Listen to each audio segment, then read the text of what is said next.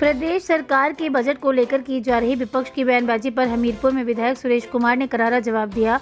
पत्रकार वार्ता के दौरान विधायक सुरेश ने जयराम ठाकुर को दो टूट शब्दों में जवाब देते हुए कहा कि भाजपा ने अपने कार्यकाल में प्रदेश के खजाने को लूटने का काम किया और चोर दरवाजों से प्रदेश की संपदा को लुटाया। साथ ही विमल नेगी की मौत के मामले पर भी भाजपा पर राजनीति करने का आरोप लगाया है। भोरंज के विधायक सुरेश कुमार ने हमीरपुर के सर्किट हाउस में आयोजित पत्रकार वार्ता के दौरान कहा कि प्रदेश के बजट में मुख्यतः नशे के खिलाफ सदन में चर्चा हुई, क्योंकि नशा बड़ी तेजी से बढ़ रहा है और ये गंभीर चिंता का विषय बना है। उन्होंने कहा प्रदेश सरकार ने 100 करोड़ रुपए का बजट नशा से निपटने के लिए रखा है। सुरेश ने बताया कि नशे के खिलाफ अब मृत्युदंड का प्रावधान किया है ताकि नशा को खत्म किया जा सके। उन्होंने प्रदेश पुलिस को बधाई देते हुए कहा कि पहली बार नशा के कारोबार में संलिप्त पाकिस्तान के बॉर्डर से बूटा सिंह के व्यापारी को पकड़ा है। विमल नेगी की मौत मामले पर बीजेपी के प्रदर्शनों पर विधायक सुरेश कुमार ने कहा भाजपा के पास अब कोई मुद्दा नहीं बचा और इस मामले में संलिप्त 2 बड़े अफसरों को सस्पेंड कर जांच करवाई जा रही है।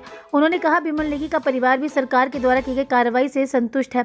उन्होंने कहा भाजपा को चिंता बेरोजगारी की करनी चाहिए और नशे के खिलाफ अभियान चलाना चाहिए। विधायक ने कहा जयराम ठाकुर को बजट फीका ही लगेगा, क्योंकि पहले प्रदेश के खजाने को लूटने का काम अपने कार्यकाल में किया है।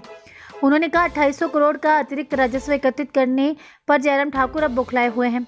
उन्होंने कहा भाजपा सरकार के समय में चोर दरवाजों को खुला रखने से प्रदेश की संपदा को लूटा जा रहा था। उन्होंने कहा प्रदेश के अच्छे बजट के खिलाफ अब जयराम ठाकुर के पास बोलने के लिए कुछ नहीं है, इसलिए वह बयानबाजी करते हैं। पार्टी को इस वक्त उनके पास कोई मुद्दा बचा नहीं है। विमल नेगी जी की जो मौत हुई है वो हम सब के लिए बड़ा दुख का विषय है और माननीय मुख्यमंत्री जी ने सख्त कार्रवाई करते हुए विमल नेगी के जो 2 बड़े अफसर थे उनको तुरंत प्रभाव से निलंबित किया। FIR हुई और जांच कमेटी बिठाई और उसकी जांच हो रही है और विमल नेगी जी का जो परिवार है वो इस बात से संतुष्ट है कि सरकार जो है वो सही दिशा में कार्रवाई कर रही है। लेकिन भारतीय जनता पार्टी को मात्र राजनीति करनी है, उनको सुर्खियों में बनना है, तो वो उस चीज़ को कर रहे हैं।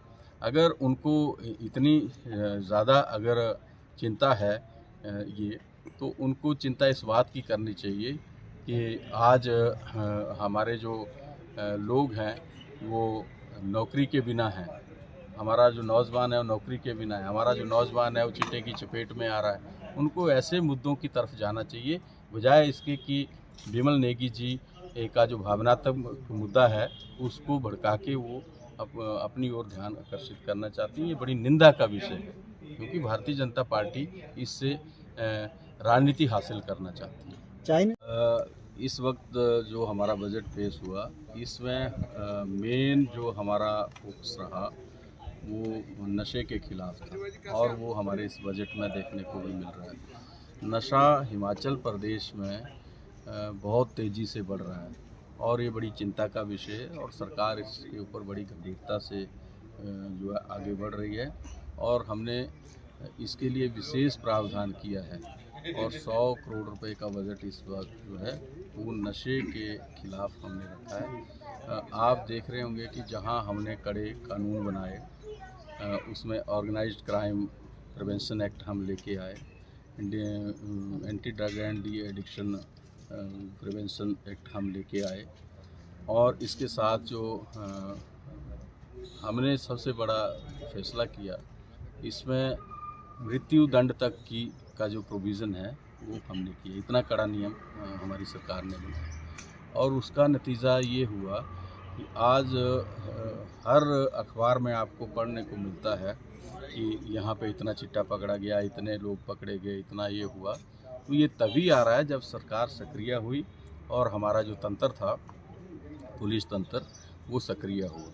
और मैं बधाई देना चाहता हूँ हिमाचल प्रदेश पुलिस को कि उन्होंने पहली बार जो बड़े गैंग हैं जो इस नशे के कारोबार से जुड़े हुए हैं उन गैंग्स को पकड़ने में वो कामयाब हुए। पहली बार हमारी हिमाचल प्रदेश पुलिस ने पाकिस्तान के बॉर्डर से एक बूटा सिंह नाम का जो गैंगस्टर है, जो चिट्टे का बड़ा कारोबारी है, जो पंजाब और हिमाचल प्रदेश में कारोबार करता था, उसको पकड़ के लाए हैं।